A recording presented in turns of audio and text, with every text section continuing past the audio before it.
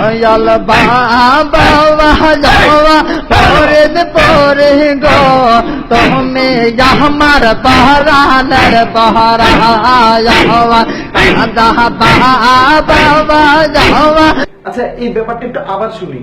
পরে পরে গো তুমি আমার পরাণের পরা যাওয়া বাবা যাওয়া। খেয়াল করছেন, একটা বারের জন্য তারা কি আল্লাহর নাম নিছে, নবীর নাম নিছে? তারা কি খাজা বাবা এলাকা রাখছে? আমার ইসলামে আমি আল্লাহর নাম নিব, নবীর নাম নিব, এখানে খাজা বাবা কোন জায়গাতে আসে? জিকির করতেছে, অনেকে জিকির করে, জিকির করা ইসলামে আছে, কিন্তু তার মানে এই না যে কান্দাকান্দি করবো, লাফালাফি করবো, এগুলো তো নাই, এগুলো তো ইসলামে নাই। মাশাআল্লাহ, আই হাই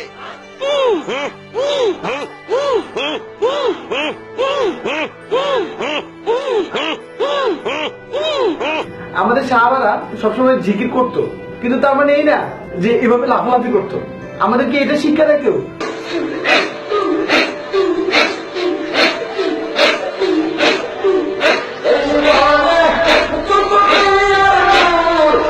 সর্বোত্তম জিকির হচ্ছে নিজের ঘরে একান্তে জিকির করা, কিন্তু এর মানে এই না যে লাফালাফি করা। কোন ইসলামের কোন জায়গায় ছিল না এমন কিছু। এইসব হচ্ছে একদম বিকৃত ব্যাপার, ইসলামে এইসবের কোনো ঠাঁই নেই। অনেকে তো নাচানাচি করে।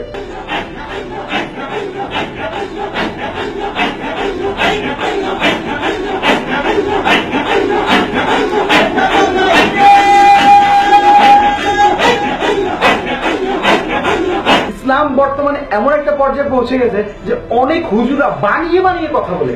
তুমি কার পূজা করো? আমি আল্লাহর পূজা করি। ঠিক আছে, তুমি যদি আল্লাহ পাকের পূজা করো গো, তুমি আগুনে হাত দাও, দেখি তোমার আল্লাহ আগুন থেকে তোমারে বাঁচাইনি। আর বড় করে কোন আল্লাহু আকবার। আল্লাহর ওলি হাসান এইভাবে বিসমিল্লাহ কয়া হাতটা ঢুকাইয়া দিছে।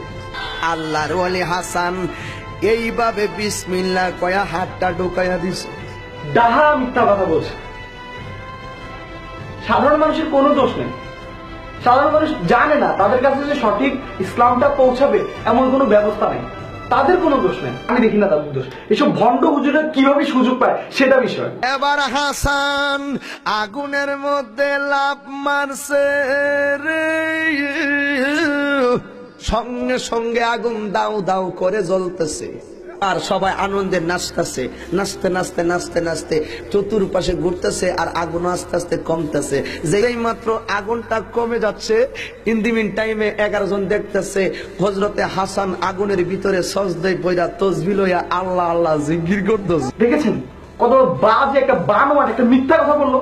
হাসান রাদিয়াল্লাহু আনহু কি কখনো আগুনে ঝাঁপ দিয়েছে? এটা কি ধরনের কথা?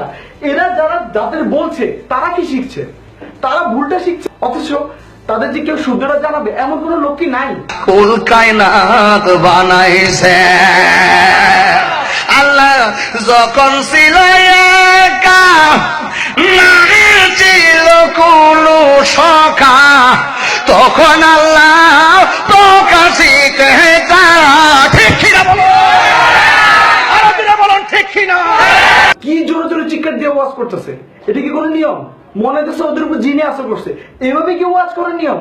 আমার নবীজি যখন ওয়াজ করতো তখন তার প্রত্যেকটা শব্দ গোনা যেত, এত স্পষ্ট করে কথা বলতো, এত আস্তে, এবং সবার জন্য বোধগম্য করে। আর এরা কি করছে? এরা করে তো নবীর কোনো শিক্ষাই পাইতেছে না। তো সাধারণ মানুষ তাদের থেকে কি শিখবে? এবং আপনাদেরও দোষ আছে। আমরা মুসলিম, আমরা বাঙালি মুসলিমরা এসব লাফালাফি পছন্দ করি, সেজন্যই তারা সুযোগ পায়। সাধন কেন করলে না, সময় গেলে সাধন হবে না।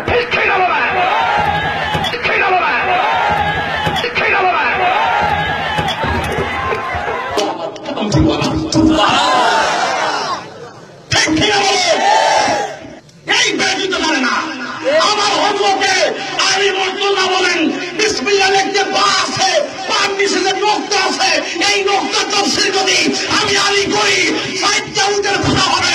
এরপর তাফসীর শেষ হবে। আর কিছু কিছু হুজুর তার ওভার অ্যাক্টিং করে। ওমর নবী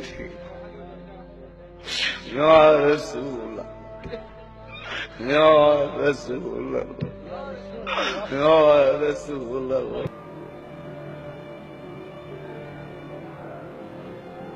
কত দেখতে চাইলাম, দেখতে পাইলাম না। শুনছি মরলে নাকি কবরে নবী।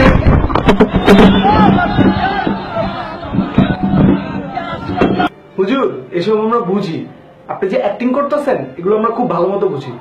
আপনাদের মতো হুজুরদের কারণে বর্তমানে জেনারেশনের ছেলেপেলেরা হুজুরদেরই বিশ্বাস করে না। আমরা কাদের থেকে ইসলাম শিখবো? আমরা আসলে ইসলাম শিখতেও চাই না। প্লিজ এইসব হুজুরদের থেকে দূরে থাকুন। রিয়েল হুজুর যারা আছে তাদের দিকে যান।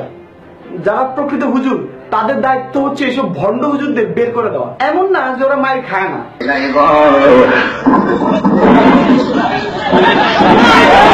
কিন্তু এদের অনেক ফলোয়ারও আছে। এরা সুযোগ পায় কারণ আমরা মুসলিমরা বুঝি না তাই। এমনও ভণ্ড হুজুর আছে যারা বাংলাদেশে হজ করার সিস্টেম তৈরি করছে।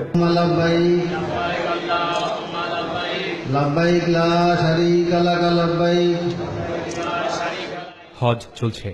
ইন্নাল হামদা ওয়ান নি'মাতা লাকা ওয়াল মুলক। পবিত্র মক্কায় নয়, দোহারে। লাব্বাইক আল্লাহুম্মা লাব্বাইক। দেখুন কিভাবে অবমাননা হচ্ছে হজের সব হুকুম আহকাম। লাব্বাইক। কত মানুষ না বুঝে তাদের সেজদা করতেছে। এরা বুঝতে পারতেছে না এটা কি করতেছে। কিভাবে মানুষ হয়ে মানুষকে সিজদা করছে অন্য একটি মানুষ। অনেক বাচ্চাও তাদের সেজদা করতেছে।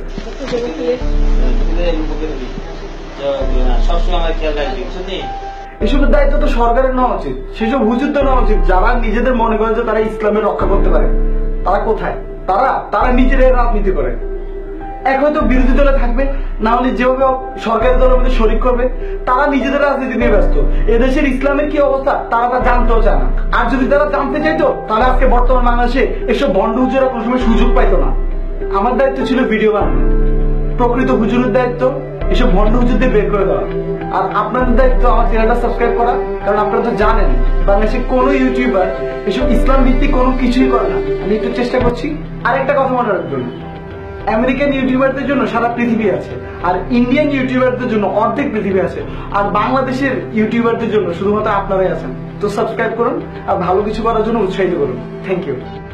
ফ্যাশন শোতে ভিড় আমায় আচ্ছা ছেটে ফেলে রং দেখে গেলে ছেলেদের করে দিবানা। হায় হায় লাজ শরম কোথায় গেল জানি না, আর লাজ শরম কোথায় গেল জানি না।